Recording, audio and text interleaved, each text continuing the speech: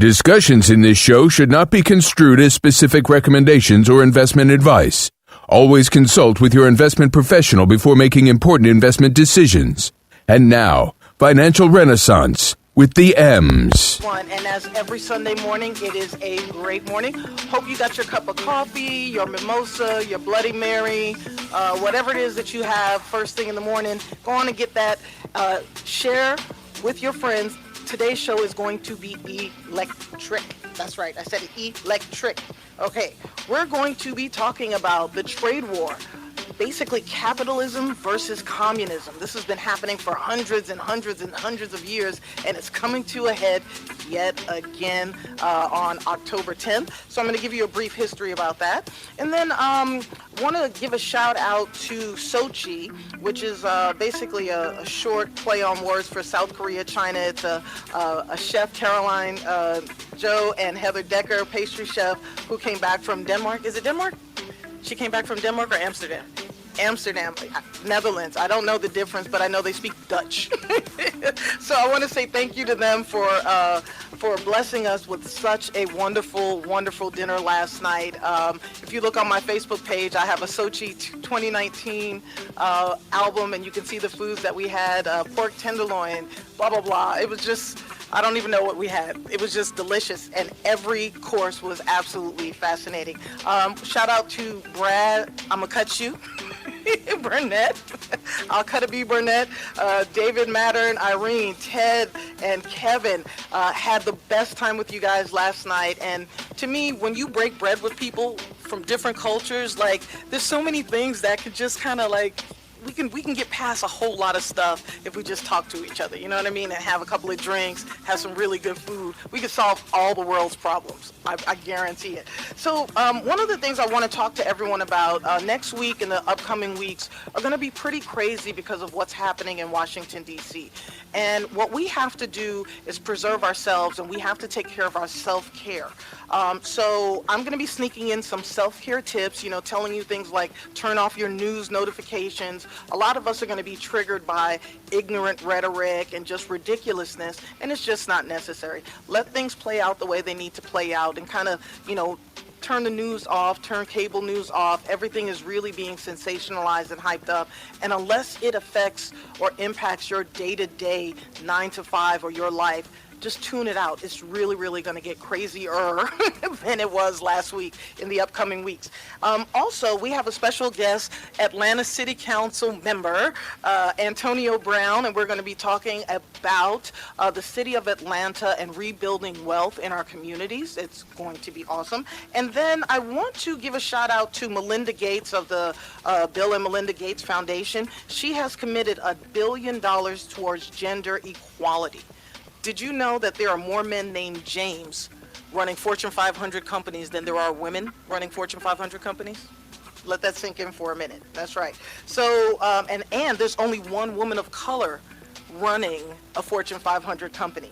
And women make up 50% of the population, but only 24% of the seats in Congress. So in order for our country to move forward, we have to make it reflect more of the people that we have in our country. We're too, singular focused, and that's not going to help. Now, they say that private donors give $9.27 to education, and they give about $5 for the arts, for every $1 that they give to women issues. So women issues are low on the totem pole, but that's all going to be changing. So I'm pretty excited about that. So again, if you are a women-owned business, you may want to check out the Bill and Melinda Gates Foundation's website and see if you could qualify for any type of, some grant money or something like that. When we come back on Financial Renaissance with the M's, I am going to talk about communism versus capitalism. Get your thinking hats out, people. Discussions in this show should not be construed as specific recommendations or investment advice. Always consult with your investment professional before making important investment decisions. And now, Financial Renaissance with the M's.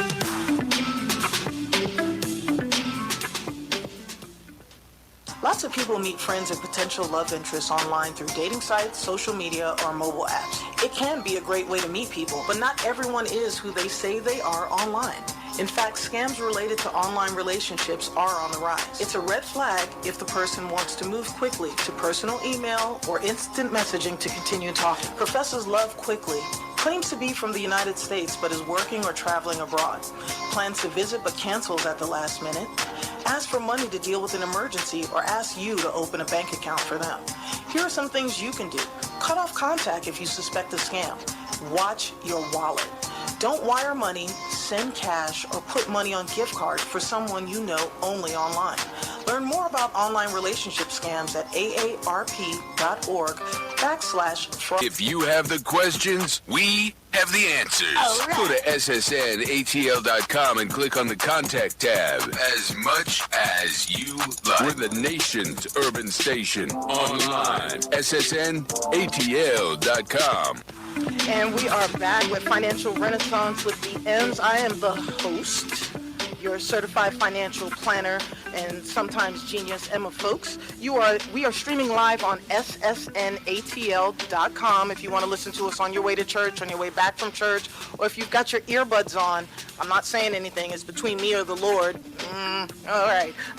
Also, if you go to Facebook, if you want to watch the full production version of the show, go to Sensation Station Network. I think you click like, and then you can watch the show and, all the cool things we have going on. On Twitter, you can follow me at Emma Knows Money. On Instagram, Facebook, Twitter, and YouTube. I need 100 YouTube subscribers so that they can personalize my YouTube page. Can we please do that this week? That's all I'm asking. I'm not asking for money. I'm asking for subscriptions. Please. I'm in the studio with Antonio Brown this morning, one of the youngest Atlanta City Council members. Coming up on the show, I'm going to tell you why the African nation of Zimbabwe, is a little pissed off at the United States. And then, of course, I will have my market movers and losers. But first, let's talk about this trade war and what's really going on between the United States and China. And on the 10th, which I believe is this coming Thursday, the United States and China are going to get into talks about the whole trade war. But then there's some other stuff that's been thrown in there about the Bidens, et cetera, et cetera. So I'm going to put that over to the side because you can get that from any other cable news channel. What I want to do today is make sure that you understand what's really at the core of between the beef between China, Russia, and then with the United States. So today we're going to talk about communism. And, dig, if you will, this picture. If an anarchist and a Marxist went out on a date, somebody decided to hook them up. They had a brief love affair filled with rebellion and a focus on class inequality. And they gave birth to this thing called communism, okay? And the ideology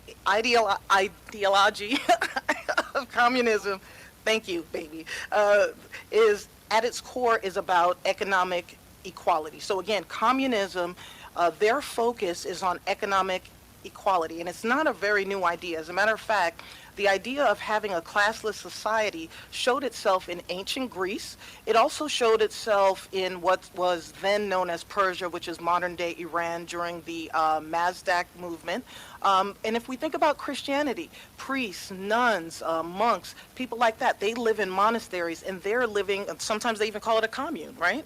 So they're living kind of a communist lifestyle. Back in the 1500s, there was a gentleman, Englishman, by the name of Thomas More, who came up with a political satire of an island that he dubbed Utopia.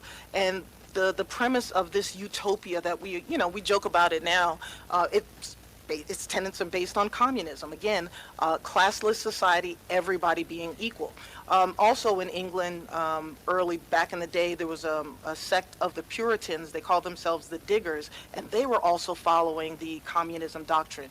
And then as early as the French Revolution, the whole let 'em eat cake, the French Revolution was really a communist uprising. So just a little bit of history about, what communism is, and I'm also going to tell you a little bit about why so many of our older Americans don't like those terms, communism and also socialism. So the beautiful thing about being human beings is that we all don't think alike. I mean, it's a beautiful thing, but it's also a dangerous thing. And when we look to impose our ideals or our thoughts on others by whether it's force or the withholding of goods and services or money or food, or we treat people unfairly, when you treat people that way, then they come up with real creative ways to obtain their dignity.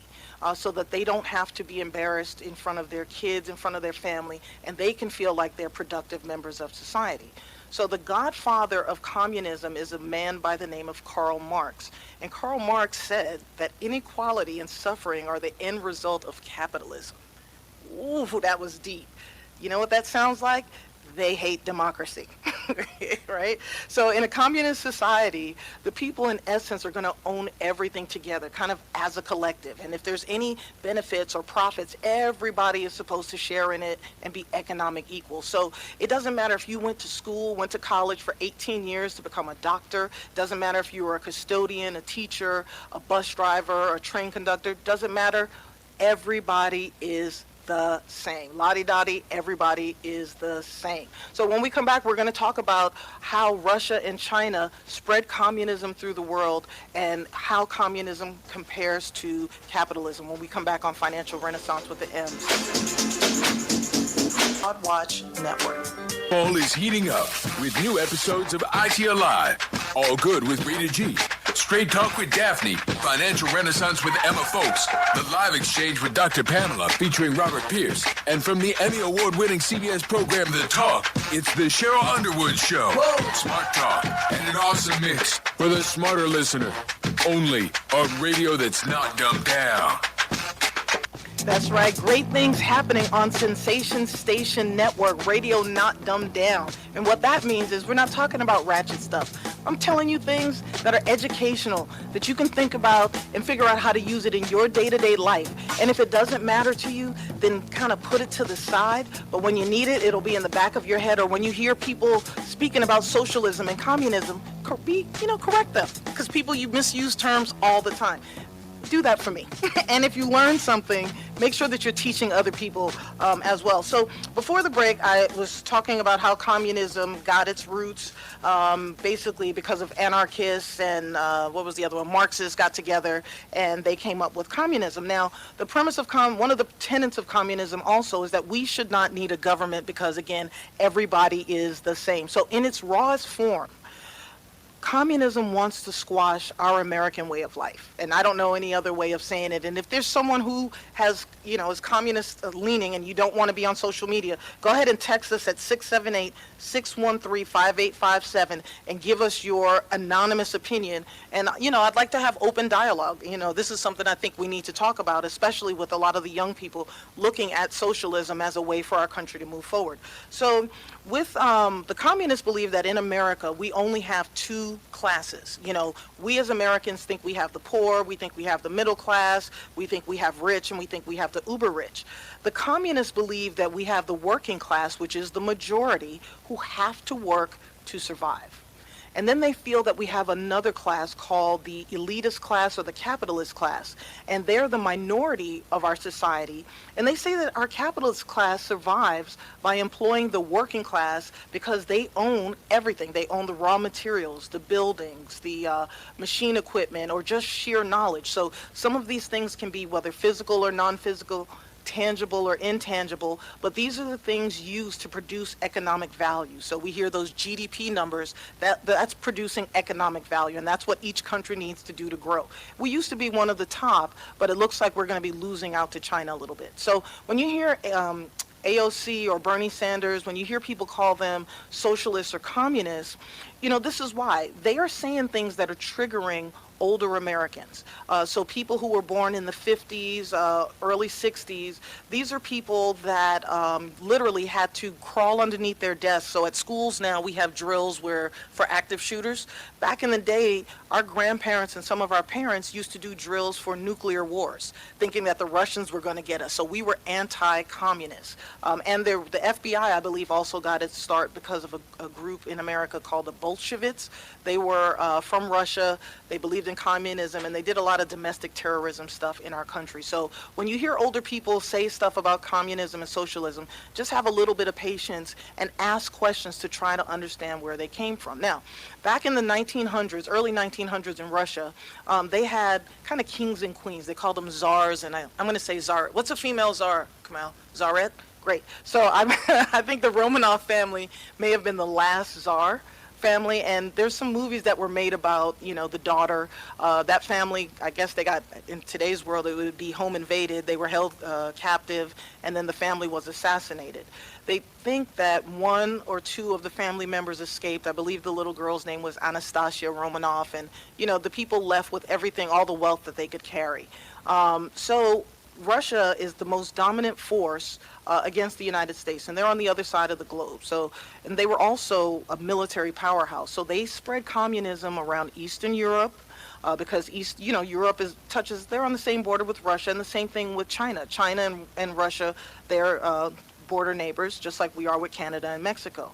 So it took 40 years for communism to really set roots in modern day China. And communism also spread throughout Asia and Vietnam and North Korea, where are places that we have had military conflicts with, as well as in the Caribbean. They took hold in Cuba, and we had the Cuban Missile Crisis, where we almost went to war with them over communism and nuclear stuff.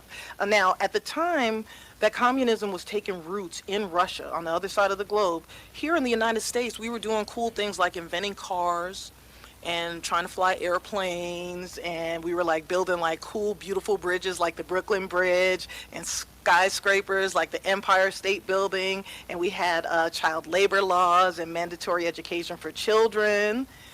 Conversely, in Russia at that same time, they were the poorest nation in Europe. The majority of their people were so poor, many of them went to bed without food, and a lot of them were illiterate. So the Russian rebels who spread communism, they were known as the Bolsheviks, and their slogan was peace, bread, and land. That's crazy, right? So when our recollection of Russia, and I'm in my 50s, Russia wasn't Russia. It was called the Soviet Union. Russia changed lanes at a certain point, and they became known as the USSR. And I think some Bruce Springsteen or somebody has a song, Back in the USSR. You don't know, right? Oh, gosh. And so that the USSR stands for United Soviet Socialist Republic. Okay, and they were no longer communists, they were now socialists, and not going to get into all of that, but you knew who they were because everybody has like gang signs. So the gang signs of the communists and socialists back in the day was a sickle and hammer or a red star. So if you saw it like on a political flag or a country flag, you kind of knew what they believed in, and you just wanted to kind of leave them alone a little bit. So again, when we're thinking about what we're talking about in our country, when we have a situation when the divide between the haves and the have-nots gets greater, and people don't have the basic dignity of being able to raise their children properly, feed their children properly, and feel proud that they're able to provide for their families, you get a little bit of a revolt, a little bit of a revolution and revolutionary ideas. It's not safe for our country to not look at income equality. Okay, we are in a situation now where we have to think about when is enough enough. We also have to think about things like manufacturing. We ship manufacturing overseas to save money, to save corporations money. But in doing that, we didn't replace that income. We didn't replace those jobs with other things so that people they call it the flyover states in rural America, places like that, people who weren't educated, so that they can have a good standard of living. Last week I did a story that people earning minimum wage cannot afford an apartment, a one-bedroom apartment, anywhere in our country. And that's not what we're about. So it's time for us to really think. It's election season, and as you hear these politicians talking, we need to listen to someone who is talking about moving our country forward. And when I say moving our country forward, we don't have to think about bringing things back to our country. It just may not be right for us to be involved in coal anymore, or non-renewable energies and gas. We should be thinking about other stuff. So I challenge you as you're listening to the debates. I think the debates come on this week or next week. Pay attention to what these politicians are saying and go to their websites and look up what their plans are for moving our country forward. When we come back on Financial Renaissance with the M, City Council member Antonio Brown. Be back in 300 seconds. Text us with your shout-outs and requests to 678-613-58557. Radio Smack 'em Down. Emma Knows Money is brought to you by AARP's Fraud Watch Network. Go to aarp.org or ssnatl.com and click the Fraud Watch Network banner for more info. And we are back with Financial Renaissance with the M's, the amazing Emma folks.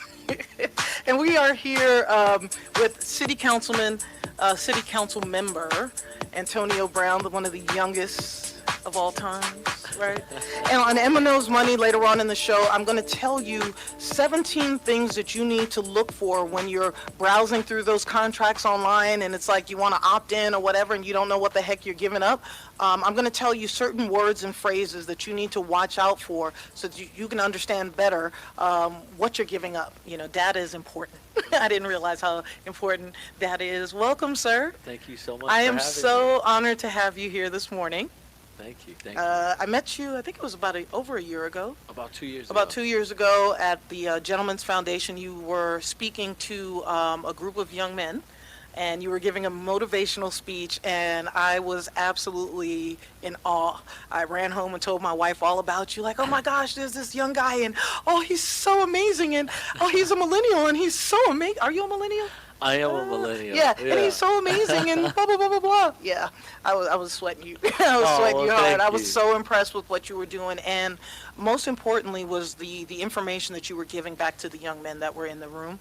I think it's very important in our community to give back and give back. Giving back does not always involve money. Giving back, if you can afford it, also means time. And any time that you can spend with the younger generation, it's time well spent. It's paying it forward, right? No, I agree. And yeah, so I actually recorded some of that speech that you did that day, and I'm reading that book on the Dalai Lama, the one that Deepak wrote. Yes. Yeah, so that's what I read at night before I go to bed as I'm trying to quiet my mind down. I've been meditating now for about 4 years, and it has changed my life. Like literally, it has changed my life. It's helped me, you know, it helps me remember who I am and what my purpose is in the world. And so for that, I'm always forever grateful. And the story is so intriguing. For those of you who are interested in, whether it's the Dalai Lama, etc., there's a movie called Kudon, which it was done possibly in the 90s, and it's a really nice story of how they pick the Dalai Lama or how the Dalai Lama is chosen. A great movie to watch so that you can understand what's going on there. But let's talk about you. So you were elected. Was it a special election? It was a special election in April. It in District 3? District 3, which is Vine City, Atlantic Station, and English. It's 16 communities. 16 communities. So it goes from the Atlantic Station area all the way down to Mercedes-Benz Stadium. Okay. So all the communities. That's a large. Yeah, it's about 40,000 constituents. Oh wow, yeah. That's pretty big. Yeah. Wow. So how does it feel now, like the transition between being, a citizen to now city councilman? It's been great. It's been a bit overwhelming and consuming. I guess coming into this work, you don't really know what to expect until you're actually in it. Right. And being in it, it's been really consuming. Like we've been going nonstop, probably 7 days a week since I was elected, for probably 8 to 10 hours a day. So it's been a lot, but we've been able to do some great things in the community. So now, I'm grateful. Are you taking care of your self-care? Self-care, yes. Are you working out, eating right? So I have not been working out. Okay. I haven't had a chance, but I am refocusing. And you mentioned meditation, and I always feel like when you're out in the world doing great work for the people, that sometimes you lose sight of you. Mm-hmm. And that in losing sight of you, you put other people's needs before your own. Yes. So this has reminded me to put my self-care first. So I'm now getting back on track with going back to meditating and the gym. Yeah, in order to give people our best, we have to take care of ourselves first and Absolutely. give ourselves a break. There's always so many distractions, so much noise coming in that we don't have time to really focus and think. And that's where I think the meditation, even if you can't, keep your mind still or not think about stuff, just not having any input coming Yeah. in sometimes is good. So that's like one of the first things I do in the morning before I have a cup of coffee, before I speak to anybody. I take 30 minutes for myself first. And that way, no matter how crazy the day gets, I at least fed myself, Absolutely. spiritually, mentally, first. So I know that you've got a couple of initiatives happening in the city.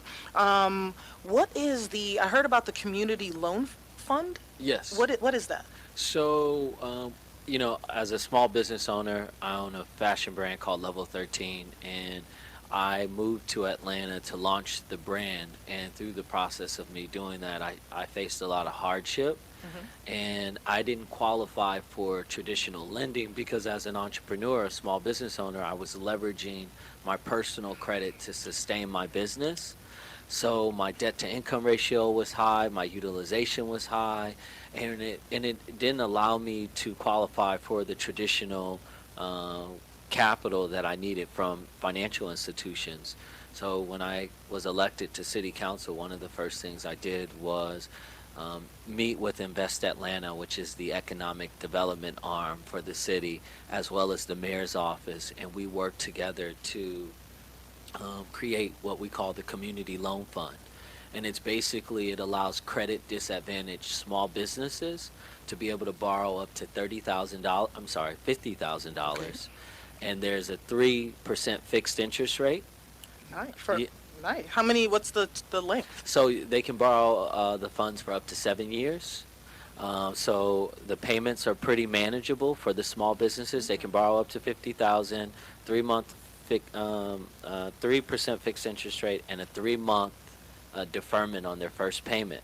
But what makes it really unlike any other product that's offered in this market, in the financial marketplace, is the fact that because of my experiences with leveraging my personal credit, we're allowing borrowers to take up to $30,000 and pay down personal debt that they utilize to sustain That their is business. beautiful. Now, for those of you who are not business owners, okay, business owners are, to me, the lifeblood of our of our country and our economy. And business owners take chances that most people would not. I mean, we will jump off a building and figure out how to build a parachute. Like, just on faith. There's a lot of stuff that we do on faith and take a lot of chances. I think this is an excellent program, and I think everybody needs to know, like, we really need to push this. So if you are in the city of Atlanta Yes. area, you'll tell them, like, towards the end of the show how to go online and look for it and everything else. So is your business still going? Yes, we're in the transition stage right Okay. now, where we're moving into an e-commerce platform. Everything is moving towards digital, so retail is becoming more about the experience and not about actually buying goods. Yes. So we're really focusing the brand in that area, and I haven't really announced this publicly yet, but we're going to be making an announcement for a CEO I will be transitioning the business to while I continue to pursue the political And arena. this CEO will come to visit me?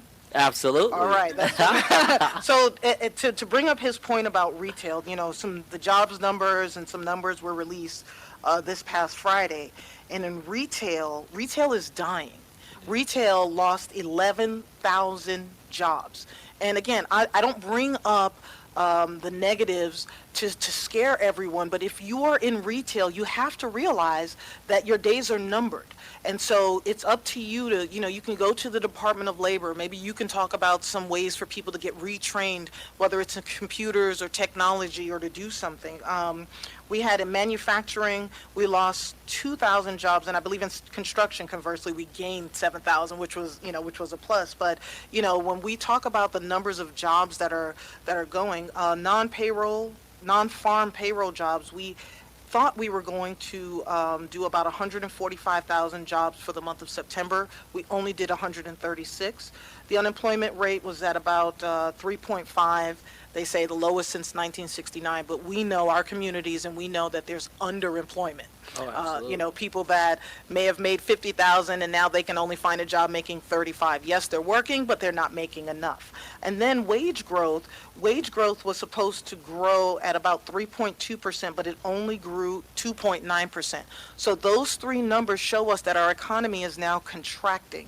We were expanding, but now things are starting to slow down. And as the economy starts to slow down, you have to start thinking for yourself.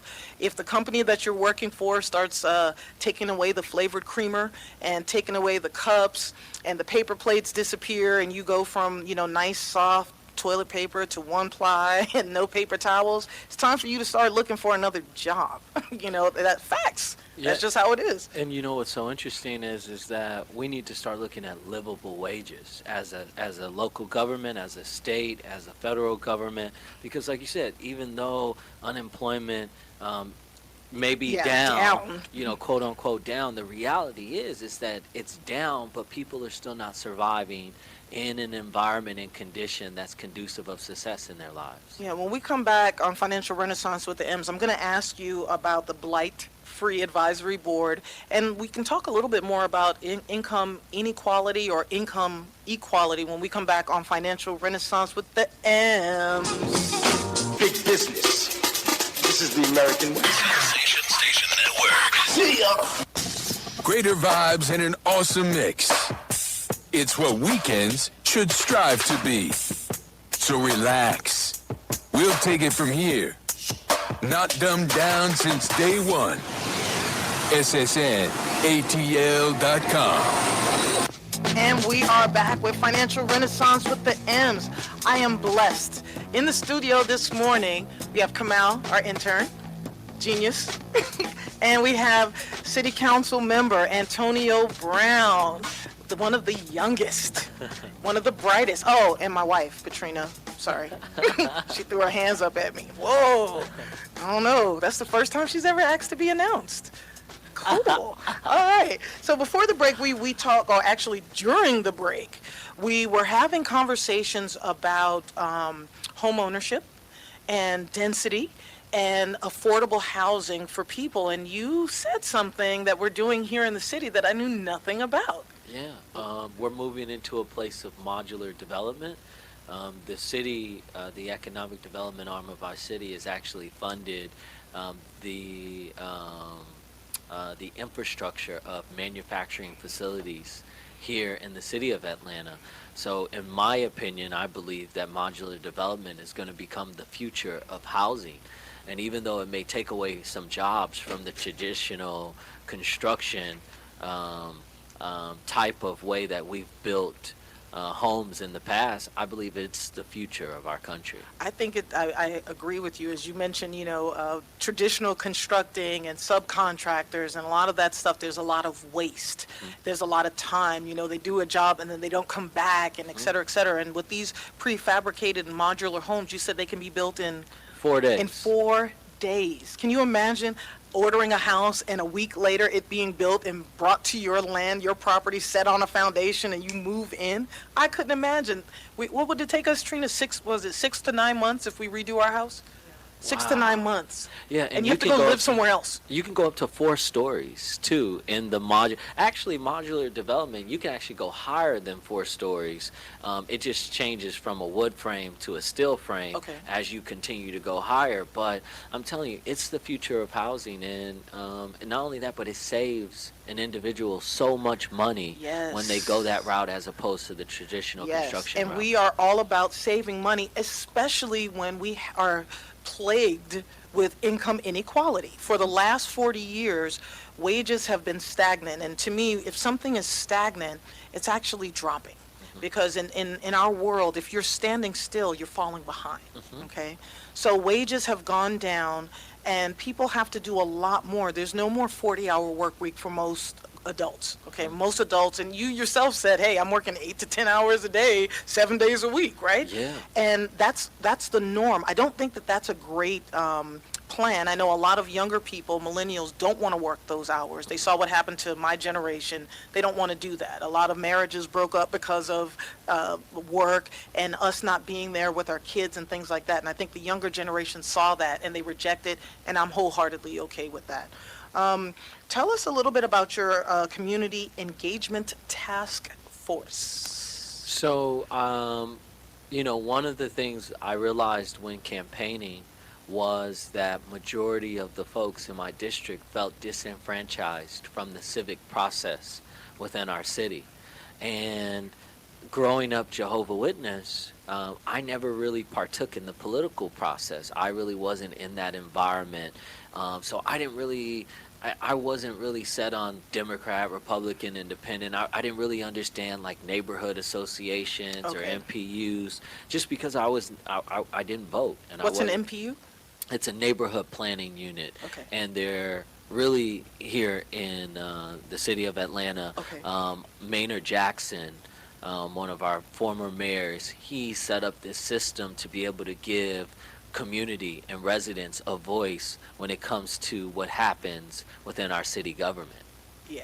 You know what would make me happy is to see more cops that reflect the neighborhoods that they're patrolling. Absolutely, and that's happening. Yeah, I think we went away from, and I don't want to say good old days, because I don't believe in good old days. There's a certain portion of our country that they see the good old days, and for us it was it was something else. It was terror and horror. But I think that when the police are in a neighborhood and get to know people and walk the streets and say hi to people, one, it'll give that feeling of safety back.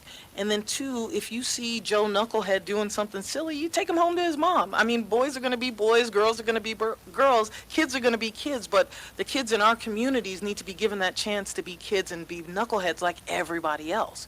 And I think the police force has a lot to do with that. Yeah, we're doing more community policing, and part of the reason why I did the Community Engagement Task Force was because I wanted to be able to fund an opportunity to go back out into the community and build relationships with the residents, to educate them on their civic responsibility, to educate them on the neighborhood planning units and neighborhood associations, but also find out who's registered to vote, who's not registered to vote, who's a convicted felon that doesn't understand their rights, that they can get back to partake in the political process. That is so important.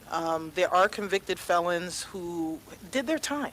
They paid their penance to society. So now that they are reformed, rehabilitated, or now that they have different opportunities that they may not have had when they were younger, now that they're out and they're ready to contribute to society, they should also be allowed to vote. It's a way of, to me, you don't want to take away people's ability to make choices. I think when you do that, it becomes a little dangerous.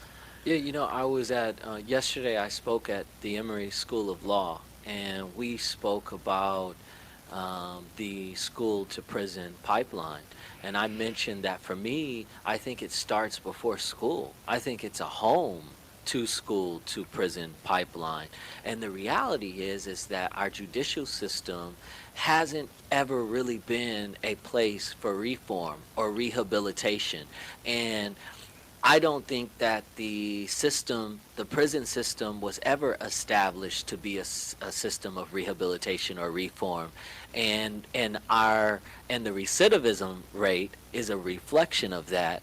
And now that we're looking at it from a holistic perspective, we're starting to realize, like, wow, this is not really working. No, there are more African American men or men of color in prison today than there were men as slaves, African slaves, 200 years ago. It's modern day slavery. It is modern day slavery. It's free labor. There's the private prisons. There are judges now that are actually going to jail because they gave people sentences that shouldn't have been given sentences.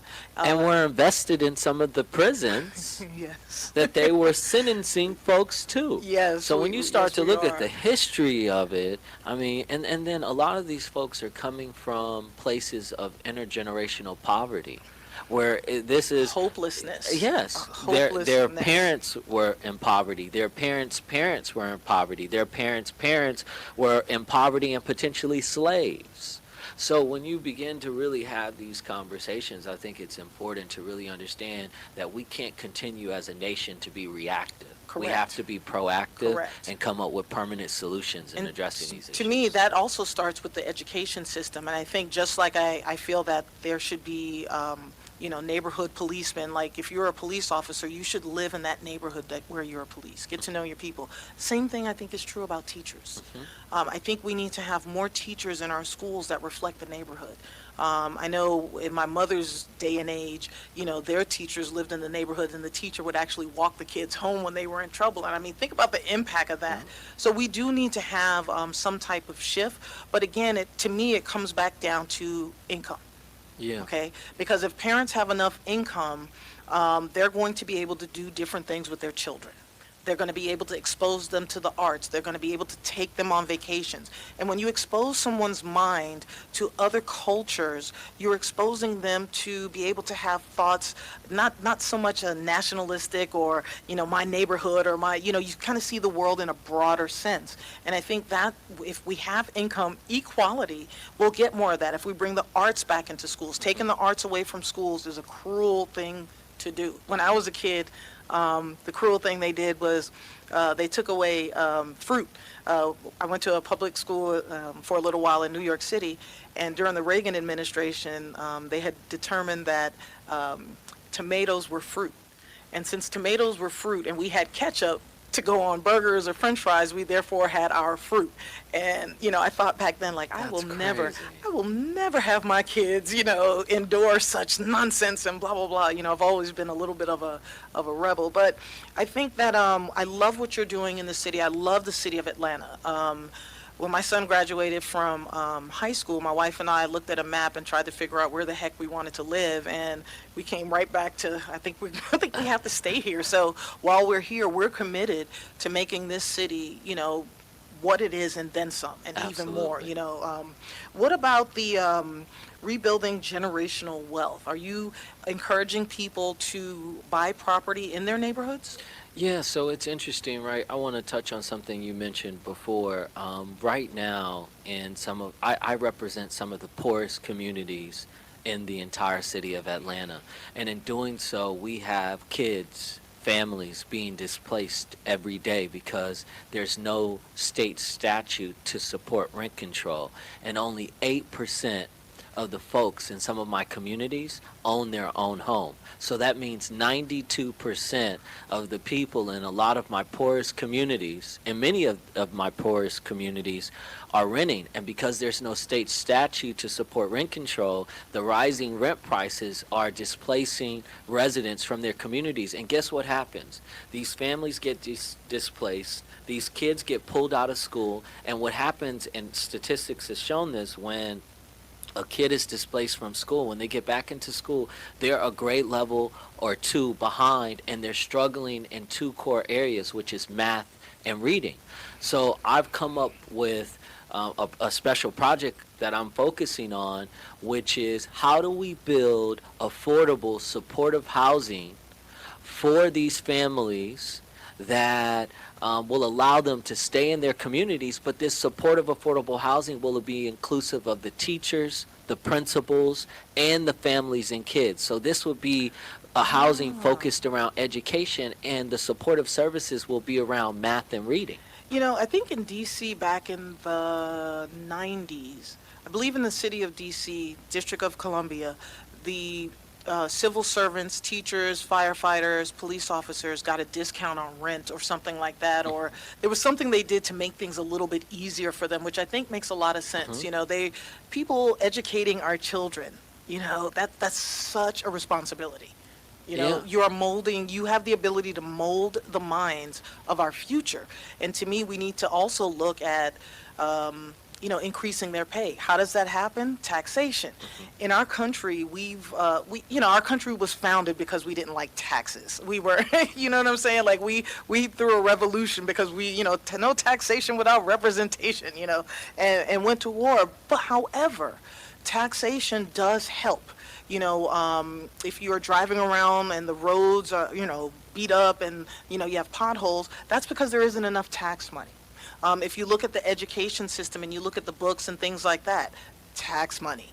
There's a lot of things that come by tax money, but, here in the South, people are just, oh, taxes, taxes, and they freak out. But everyone wants the benefit of taxes. Absolutely. Everyone wants police officers. They want firefighters. They want, utilities. They want all this stuff, but nobody wants to pay for it. How does is the city even planning on, how can they get people more comfortable with taxes?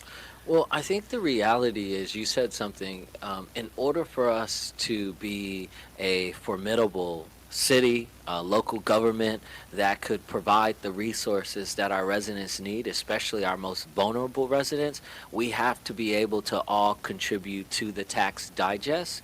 And I think to do that, it's more about the education around the civic process and the understanding of financial literacy. We don't really do that right now. Right. So I think all of that contributes to folks understanding how they contribute to our society and our communities every day. Yeah, when we come back, Antonio, I want to dig into that a little bit more and see if we can kind of dissect things. I want to solve the world's problems today on Financial Renaissance with the M's.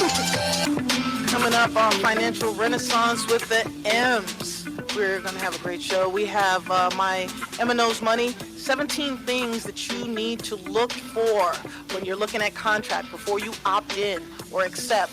17 words or phrases that you need to figure out. Also, my top 5 news stories of the week. I'm going to be telling people about mortgages. People are going to be able to put 3% down, not just FHA anymore. Also, Facebook is back in the news again.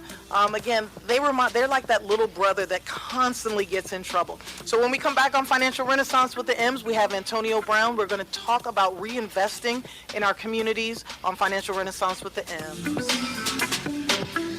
Text us your shout-outs and requests to 678-613-5857. Radio, knock them down. And we are back. We are back with City Council member, Atlanta City Council member Antonio Brown. How many people live in the city of Atlanta? There's about close to 500,000 folks. With the new census, I think that's going to change. Mm-hmm. The census in 2020, because the last update was done in 2010.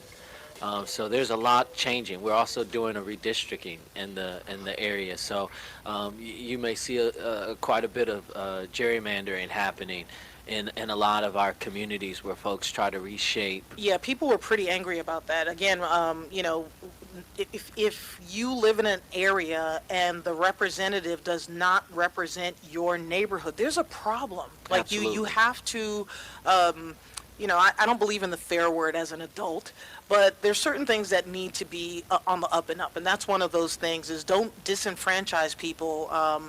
If let them elect who they want to elect, people that should represent them. It should always be equitable. Always. Yeah. So let's talk about rebuilding generational wealth, and especially with the city with a history as rich as the city of Atlanta. There are 2 cities that I moved to Atlanta from Orange County, California, and I left Orange County, California. The PC reason is, I was in the IT industry and I wanted to go to where Atlanta was the hot spot for IT jobs at the time.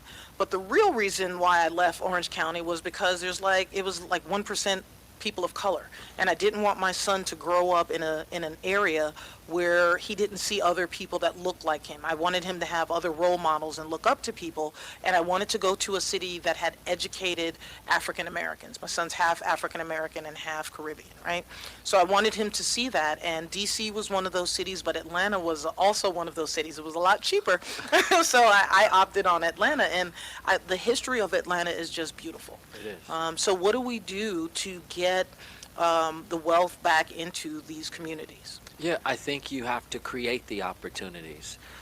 You have to start being mindful of the opportunities that we're bringing into the city and ensuring that they're a reflection of allowing residents, especially those that have been disenfranchised, that are underserved and underprivileged, the opportunity to rebuild generational wealth. And some of those ways that we're doing in District 3 specifically is we're looking at co-ops, right? We're looking at co-op grocery stores where residents can buy in by units, no matter what level you buy in at, right? whether it's $1 or it's $1 million, you buy in by units. And the way that it works is that you then contribute to this overall system where a board is formed, and that board is a reflection of all the folks that have bought into the units of this co-op grocery store, and it provides a way for folks to start becoming vested in their community. So I need you to dumb this down for me a little bit, because when I think of co-op and grocery stores in the 70s or 80s, there was a Reverend Sun Young Moon. It was a cult, and they had like this communistic thing. So as you're talking to me, I'm like, no. And I know that that's not the case, right? I know that's not the case. So, again, where my vantage point comes from. So if I'm in the city and I'm buying into this grocery store, what does that mean? Do I get free groceries? No, it means that you're contributing basically to the sustainability of the grocery store. Like, it would be like as if you and I decided to open up a grocery store together. Okay. We're still running a business. It doesn't mean you can just go in there and take and buy rate groceries for free. Right. Because if you're running a sustainable business, then you're contributing to the overall operations of that business. So do the people that are contributing also get profits from it? Absolutely. Okay, So there's a dividend. There's Okay. a dividend paid out. And it's really how you structure it. So as you buy into units, then those units would then translate into profitability once the business is profitable. All right, I want to come back to some co-ops. I've got some other questions for you when we come back on Financial Renaissance with the M's. Energizing a nation, one listener at a time. It's SSNATL.com. Radio that's not dumbed down. Get up. Yeah, you are listening to Financial Renaissance with the M's. I'm a hip-hop head, man. I lived on Hip-Hop Boulevard in New York. Listen, great show today. We have City Council member Antonio Brown. We have my Emma Knows Money, my top 5 stories of the week, and also my market movers and losers. You are listening to us live on SSNATL.com. If you want to see the produced version of the show, you can go to Facebook. You can do facebook.com/notdumbdown, or you can look for Sensation Station Network. Hit the like button, and you can see the show in all its grandness. So let me give you some self-care tips, because we're going to be dealing with a heck of a lot of stuff this coming week and weeks having to do with what's going on in Washington and impeachment and blah, blah, blah, and blah, blah, blah. It's just all noise to me at this point. So, number 1, make sure you get some sleep. Get enough rest. Only you know how much rest you should get. If it's between watching ratchet television and getting some Z's, get your Z's. Also, take care of your gut. What that means is make sure you're eating foods that can attribute to gut health. How do you know that you have gut problems? If you've got that tire or that donut in your middle section, that means you're under a lot of stress. So you got to do some stuff to get rid of that gut, because that's a sign that things are that you're not so healthy. Also, make sure exercise, people, is a part of your daily routine. Especially if you're getting some cardio in, cardio gets those endorphins going. The endorphins going gets rid of a lot of that negativity and that self-doubt. And then, of course, make sure you're eating right. And one of the biggest things that I've learned for self-care is being able to say no to others. Can you do that? That's tough. I was expecting to hear you go, yes! That's tough. She's for like, me. no. Yeah, no, that's kind of tough for me. Yeah, you got to be able to say no to others when it comes to self-time, self-care. You're right. Certain, you got to block off some time for Antonio, okay? Yeah. In order for you to go out there and be great every day, got to take some time for you. Absolutely. So before the break, we looked at, we discussed generational wealth. We talked about these co-ops. And I wanted to know if there was any type of cooperative housing or anything like that happening in the city? Yes, so we are actually focusing on housing from 2 different spectrums, from those that actually have acquired land or own land in certain communities where it may have been passed down from generation to generation, and they may not have the financial fortitude to actually develop the property or build out the property, and it may be sitting dilapidated. We're creating a co-development opportunity where we will partner those owners with actually the resources to develop their property, which I think is so important. And it creates a profit sharing model where they work together with the developer to build this property into whatever they may need it to be or want it to be. Do they have to live in it, or can they rent it out? No, they can rent it out. I mean, it's a situation where a lot of the properties we're focusing are vacant and abandoned properties, which is part of the Blight-Free Advisory Board. Is we're focusing on these dilapidated properties that owners don't have the resources to build out and partnering them with developers. Now, is this just in the city, like the city of Atlanta, and do the people that partner, can they come from anywhere, or do they have to be residents of the city of Atlanta? No, the partners can come from anywhere, and it is specifically, this pilot is being ran in my district. It's a part of the Blight-Free Advisory Board.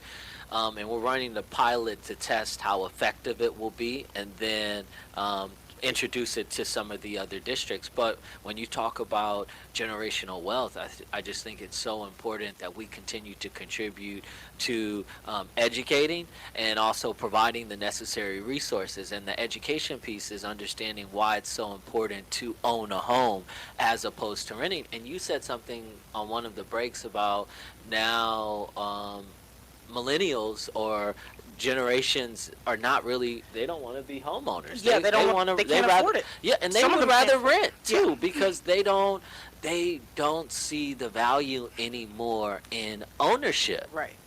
And that's again, this is a generation that saw their parents overworking and then saw their parents get decimated during the Great Recession. Yeah. So I wholeheartedly understand it. But again, in order for us to keep that wealth divide from widening, we have to include home ownership, property ownership. What do you think about, there's a lot of young people who, you said don't want to own homes. You think they should look at condominiums? You think they're supposed to be like what do they call it? Like, how they have the co-working spaces? They're looking at co-living spaces now so that millennials won't feel so lonely and things like that. Is anything like that happening in the city? So you know what we're trying to bring back that I think is super important, and it kind of died out for a period of time because there wasn't much focus, is lease to own options. Being able to move a renter from a place of just like, and through this lease to own option, you're being educated on home ownership, you're being educated on financial literacy. So through this lease to own option, you're actually learning and growing and realizing the importance of why home ownership can contribute to generational wealth. Yes. Do you know who Chubb Rock is? I don't know. Okay, Chubb Rock that's fascinating. A rapper from the late 90s, educated guy of Jamaican descent. And I got to interview him probably in April. And one of the things that he said was that people should self-gentrify, that what's the hood today won't be the hood in 10 years. So you might as well get in on the ground floor. And, just like Antonio was saying, if you have a way to get a hold of some of these properties and, buy them, get them fixed up, rent them out, you definitely want to look in that. When we come back with Antonio on Financial Renaissance with the M's, he'll tell you how to get in touch with him and the city for some of these programs. We're more connected than ever before. 90% of America's students use some form of social media, but not all of it's used in a good way. Hurtful posts online are leading to social isolation for many. Psychologists say it's bullying in a brand new way. Well, Beyond Differences and I Keep Safe are looking to change that with ideas for students, their parents, and even teachers. Take the pledge to be kind online and learn more at wearekindonline.com. Tune in to the Cheryl Underwood Show. That's what I'm talking about, Cheryl Underwood Radio. Yeah. Every Monday, Wednesday, and Friday, 12 noon Eastern Standard Time. On the only station that gives you smart talk with an awesome mix. Y'all sounding like y'all got some rest. SSNATL.com. Radio that's not dumbed down. And we are back with Financial Renaissance with the M's, and I'm here with smiling Antonio Brown, city councilman. Hey, listen, great things are happening tomorrow on Sensation Station Network. You have to tune in. This is one of the best. Are we not the #1 digital station in America?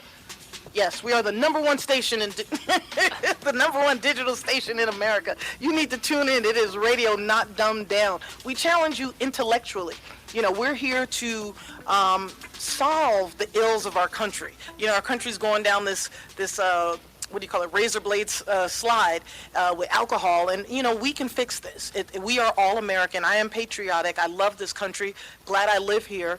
And just like a family that is a little flawed, we're a little flawed, but there's so much potential. Absolutely. And one of our viewers asked a question about potential of co-opting and partnering people with each other. Did you want to speak on that a little? Yeah, no, I think that what was asked was how could we help augment people's needs to pay for their homes and upgrade them, and that's part of what we're piloting through the Blight Free Advisory Board, where we're going to be partnering homeowners with the resources that they need to upgrade their homes and potentially either rent them out or create some kind of profit sharing model with the resources that we're partnering with. So I think that that's super important. Yeah, one of the board that I'm on, Zami Nobla, we have a home that we have gotten ready for two lesbian elderly people to live in, and it'll be a retirement home, and we're going to see more of that stuff happening throughout the country. But there's a housing shortage for young people as well as older people, and in other countries they're putting them together. They're putting college students in old age homes, and it's been a nice mixture, of so that people don't feel so lonely anymore. So I would love and can't wait to see more of that happening, within the cities. The older communities, they don't want to be isolated, and they need to be in the cities. They need to be around people. They need to see little kids when they're coming home from school and be able to tell on them and tell their parents. We need to go back to that type of community. That would make me happy. Everything's becoming more relative now, where when you think about it, mixed income affordable housing is for everyone, because you're creating these these structures, these homes where folks can live together in an environment and be aspired, right? Like you said, you see a man in a suit, you're like, where are you going? What do? You start to ask questions, which begins to challenge your mind, and you also have something to look forward to. We developed projects in this country when we started to put all the poor people in one housing structure and told them to live together without the resources and the needs, and it was a great experiment called the ghetto, and it started in Germany. It's a dismal failure, and we need to get away from that. Can you tell our viewers and listeners how to get involved with some of these projects that you brought up today? Yeah, folks have to start engaging their local governments. I didn't realize how important it was until I was elected as an Atlanta City Council person, but the reality is that we have a voice, but most of us don't exercise our vote, our voice or our vote. Right. And we don't realize how powerful our voice is. The people like me that represent the vast majority of the constituents in all 12 of our city districts, we are held accountable by you all, by the residents, by the constituents of these districts. So if you voice your opinions, if you come to our city council meetings, every other Monday we have full council meetings held at City Hall at 55 Trinity Avenue Southwest. We have committee meetings. I sit on Community Development and Human Services, so that has to do with anything around community development or issues when it comes to resources for residents to be able to move their lives forward. Come, speak about your problems. Talk about the issues that you're facing. Talk about transportation. Yeah. Talk about, your utilities. Talk about that stuff. Potholes in the streets. Talk about how rent is rising and there's no state statute to support it, and how we need to encourage our House representatives in the State House of Georgia to do something about it. I think one of the things in Georgia that we need to do is realize that we are in this together. No matter what our backgrounds are, no matter what we look like, it's not about race, it's not about, which economic class you're in. We are all intertwined, whether we want it to happen or not. And to me, again, starting with education, starting with the home, starting with, once they're out the womb humans they have certain needs that have to be met. I'm so proud of what you're doing. I'm Oh, so thank you. proud of what the city of Atlanta is doing. Like, real talk, I'm very, very proud at the strides of moving forward, because I think that you guys are setting an example for southern cities and just for cities around the country. Absolutely. I am absolutely baffled. But hang out with me for 1 second. Listen, HP, Hewlett Packard, is cutting 16% of their workforce. Wow. That is 7 to 9,000 jobs. They have a new CEO coming in November, and they're trying to trim the fat before the CEO comes. So again, here are about 10,000 Americans who are going to be jobless, within the next couple of weeks. Some good news: Apple, their iPhone orders. What's the new iPhone that Brad 11. and 11? Yeah, I'm going to have to get rid of mine. The camera's so dope. It's so dope in low light. Their orders were 10% higher than expected. So that's a good, a pretty good sign for us. One of the things that that's happening globally, of course, in Hong Kong, they're still kind of fighting. The Hong Kong government, China, the residents of Hong Kong do not want to be a part of mainland China. And the Chinese government, Hong Kong government, has said that people can't wear face masks anymore. It's like us wearing anonymous masks. You're not supposed to do that. They want to be able to see who people are. So that country has been basically striking and rioting for almost 4 months now. They have shut it down economically, and it's going to be interesting to see how all this plays out. Now, in India their central bank lowered their interest rates. Remember, in last week before, I said that a lot of European countries, their bonds have negative interest rates. So in Denmark, you buy a house for $100,000, the bank pays you $5,000. Sick. Right. Not going to happen here, hopefully. Then the other beef we have going on is the European Union and the United Kingdom is still going through this messy divorce. Now they're fighting over the kids. Ireland. They want to figure out who's going to keep the Irish Customs agency, whether or not it's going to be the EU or if it's going to be the UK. So they have, I think, about a week or two to resolve that, but we still don't know exactly if the UK is going to get out of the EU because of Brexit and things like that. And then Zimbabwe in the motherland in Africa, the Zimbabwe government is pissed off at the United States because we have accused them of having forced labor and conflict diamonds, et cetera, et cetera.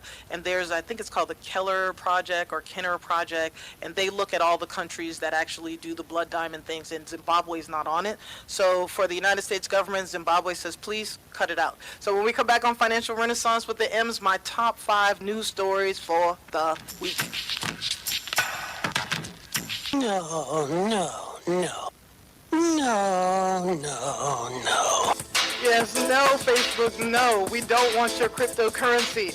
That's right. Facebook's Libra cryptocurrency is scheduled to launch next year. They came out the gate strong with 28 companies that signed on to help them build their digital infrastructure. Well, last week, another currency partner pulled out. That's right. This week, PayPal thought, they tried to act like they had the flu. They didn't want to go speak in front of Congress. So also, the other people that have pulled out of the Libra cryptocurrency is MasterCard and Visa. And it's rumored that a host of others are looking at pulling out as well because the regulators are not feeling Facebook and the things that they have done with our privacy and information. So even our Treasury Secretary, Steve Mnuchin, went as far as to say that he thinks Libra cryptocurrency is a threat to national security. In Europe, the European governments have told Mark Zuckerberg and Libra that to kick rocks. There is no way that the cryptocurrency will be legal in the European Union whatsoever. All right. So we just spoke with City Councilman Antonio Brown about mortgages and millennials buying houses. Well, there's some good news. The banks have heard your cries, and 3% down mortgages for lottie-dottie everybody. 3% mortgages are going to be available to people who don't typically qualify for FHA loans. So if you're thinking about buying a house, if you're curious about the different programs and loans and et cetera, things like that, just call us at our office, 404-633-9952, and we'll hook you up with a mortgage person who can tell you about some of the rules and regulations. Now, standard Fannie Mae underwriting rules will apply, but you have to do your own research. research. This may be an opportunity for you to go from renting to becoming a landowner or a property owner. Land ownership, property ownership is usually one of the first steps in wealth building. So why the sudden loosening of the rules? It's because millennials aren't buying houses, and people in my age group are on the back end in most cases of paying off our homes, and the banks don't see where that next big pot of money is going to be coming from. So hey, don't listen to your friends. You want to do the math and figure out whether or not it makes sense for you to rent or own. Yeah. So malware. Malware is affecting 2 million websites, and they're stealing our credit card information according to Axios. So the new malware is called MageCart. And it has become the most genius tool available to our cyber criminals, and it's allowing them to steal our credit card information. If your credit card information is stored at Ticketmaster or with British Airways, you too could have been affected. If you have a website that you built on the Amazon cloud platform, I believe from what I read that there is some of this malware embedded into the website coding. So experts are recommending that if you need to pay digitally or online for something, don't use your credit card information. Definitely never, ever, ever use your debit card. But they're asking you to use things like Apple Pay or PayPal whenever possible, or any other trusted payment type of website.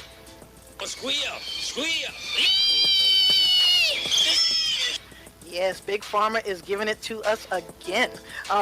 Big Pharma has clutched the pearls. Big Pharma has sinned again. Forgive me, Father. A drug company has been found guilty in order to pay $116 million in a fraud settlement. That's right. The Department of Justice, aka the DOJ, has announced that they reached a settlement with Avenir Pharmaceuticals. So whistleblower thing is big in the news, but whistleblowers actually complained about their fraudulent practices about 4 years ago. So now this pharmaceutical company was not allegedly because they were found guilty, they were paying doctors kickbacks and illegally marketing their claim to fame, Nuedexta, as a drug to treat dementia. Now, Nuedexta was actually approved by the Federal Drug Administration, the FDA, to treat a rare condition characterized as uncontrollable crying or laughing, known as PBA. So the three whistleblowers, they're going to receive a portion of this $116 million.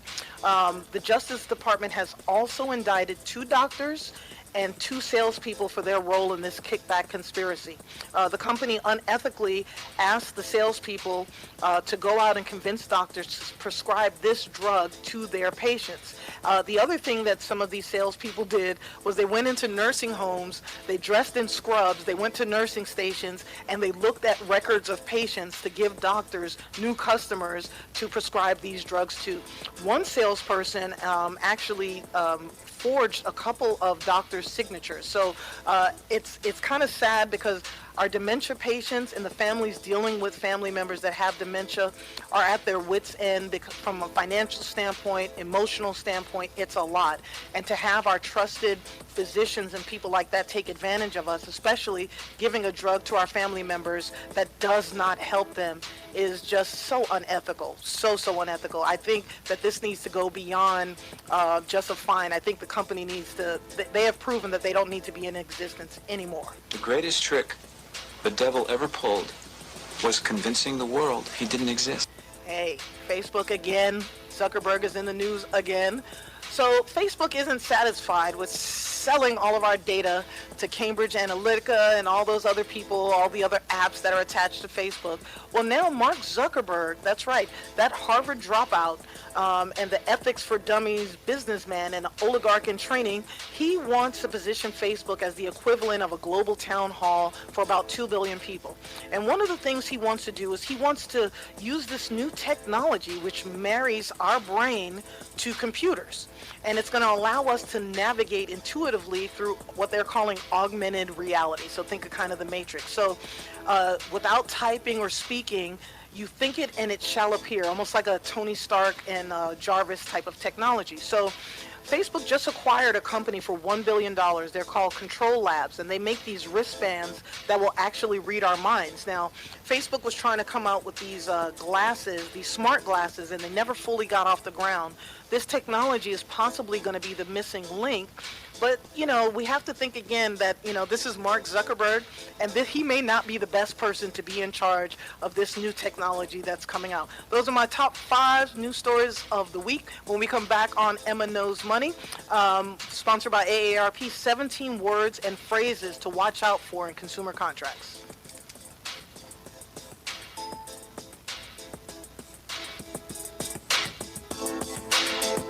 Fall is heating up with new episodes of IT Alive.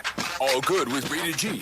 Straight Talk with Daphne. Financial Renaissance with Emma Folks. The Live Exchange with Dr. Pamela featuring Robert Pierce. And from the Emmy Award-winning CBS program The Talk, it's the Cheryl Underwood Show. Whoa. Smart Talk and an awesome mix for the smarter listener. Only a radio that's not dumbed down. Friends and potential love interests online through dating sites, social media, or mobile apps. It can be a great way to meet people, but not everyone is who they say they are online. In fact, scams related to online relationships are on the rise. It's a red flag if the person wants to move quickly to personal email or instant messaging to continue talking. Professors Love Quickly claims to be from the United States but is working or traveling abroad. Plans to visit but cancels at the last minute. Ask for money to deal with an emergency or ask you to open a bank account for them. Here are some things you can do. Cut off contact if you suspect a scam. Watch your wallet. Don't wire money, send cash, or put money on gift cards for someone you know only online. Learn more about online relationship scams at aarp.org/fraudwatchnetwork. And so a new American industry has been born. Sensation Station Network. Emma Knows Money is brought to you by AARP's Fraud Watch Network. Go to aarp.org or ssnatl.com and click the Fraud Watch Network banner for more info. And AARP is trying to keep us out of trouble, trying to keep us out of fraudulent situations. That's right. There are 17 words and phrases that I want you to look for in consumer contracts and service agreements. No one knows what the heck they're reading in all of this legalese stuff. We click accept, we push forward blindly, hoping that the company has our best interests at heart, and we should know by now that they do not. So, number 1, if in your contract or whatever you're signing up for, if the service is free, it is free because you are the product. So your information is more than likely being sold